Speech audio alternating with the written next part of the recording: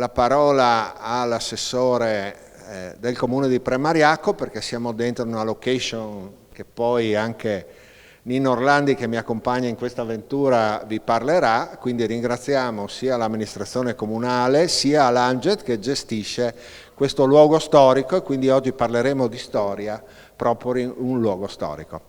Benvenuti, vi porto i saluti del sindaco Michele De Sabata, che questo pomeriggio non ha potuto essere dai nostri per un impegno.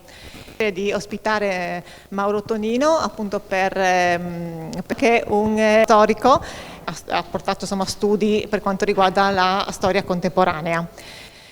Lo abbiamo invitato a Premariaco, presentazione del suo nuovo ultimo libro dal titolo Stragi nascoste. Appunto Mauro Tonino per aver accettato il nostro invito, e vi passo la parola. Allora, ancora un saluto istituzionale da Elio Varuti, rappresentante dell'Associazione Venezia Giulia Dalmazia, che ci aveva dato il patrocinio per questo libro.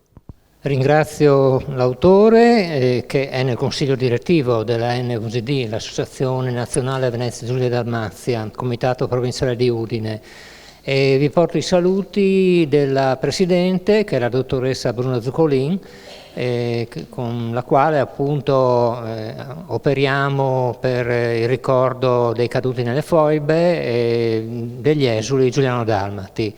Mauro Tonino si è speso per questi temi, e anche in questo volume ci sono Mauro Tonino ha scoperto delle parti che erano nascoste nell'armadio, mi pare di ricordare, nell'armadio della vergogna, anche se non è un vero e proprio armadio, ma è un modo giornalistico di dire.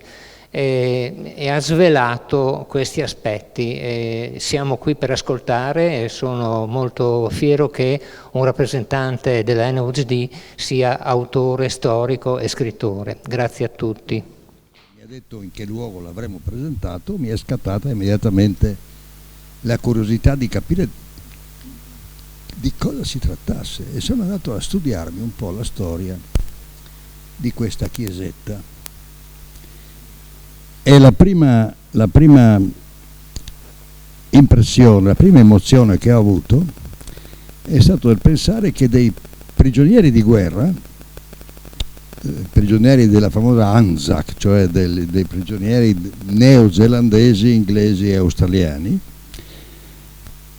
avessero utilizzato una parte del loro tempo di prigionia a costruire una chiesa, ma ancora di più mi aveva colpito che coloro che li tenevano prigionieri, cioè i soldati italiani, avessero consentito a questi prigionieri, che tra l'altro avevano in molte occasioni cercato di fuggire, come è dovere di ogni prigioniero di guerra, e gli avessero consentito di realizzare quest'opera. E ciò nonostante un clima di questo campo di detenzione, di questo campo di prigionia, fosse estremamente pesante, perché il comandante di questo campo, tenente colonnello, poi colonnello Calcaterra, devo dire colonnello dei carabinieri, ma non si comportò meglio anche un tenente del mio corpo, che è quello degli alpini, che fu altrettanto poco umano nei confronti dei detenuti.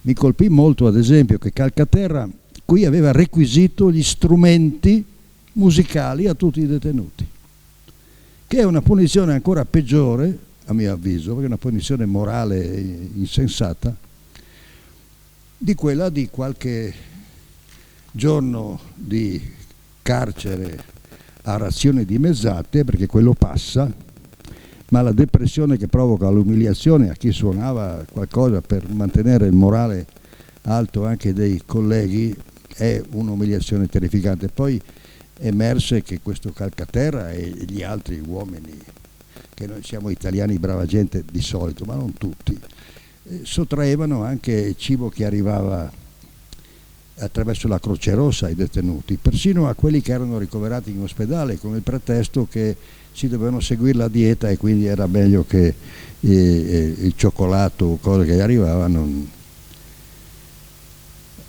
Ciò nonostante, un sacerdote, il cappellano militare Cotta, riuscì a convincere Calcaterra. Com'è che ci è riuscito? Beh, perché Calcaterra appartiene appartiene evidentemente ad una cultura in cui il rispetto della gerarchia, degli ordini, l'adempimento pedissequo degli ordini anche più stupidi e più inumani va rispettato, ma si rispetta anche l'autorità religiosa e quindi in qualche modo la presenza del prete, del sacerdote cattolico, del cappellano militare ha fatto sì. Da questo tempietto e da quella Italian Chapel io ho ricavato una convinzione che anche la guerra, non prendetemi per il vecchio che dice che sempre le cose passate sono meglio delle presenti, ma a volte è vero, che anche la guerra aveva dei tratti di nobiltà e di rispetto dell'avversario, c'era un rispetto, un comportamento che rendeva la guerra sì qualcosa di orribile, ma non di inumano, non di inutilmente feroce. Poi arrivò l'8 settembre, la guerra civile, e almeno per quanto ci riguarda tutti questi canoni caddero. Questa sera abbiamo presentato in questa location storica, la chiesetta del campo PG57, il mio libro Stragi nascoste. Un libro che parla di storia proprio in un posto che è intriso di storia.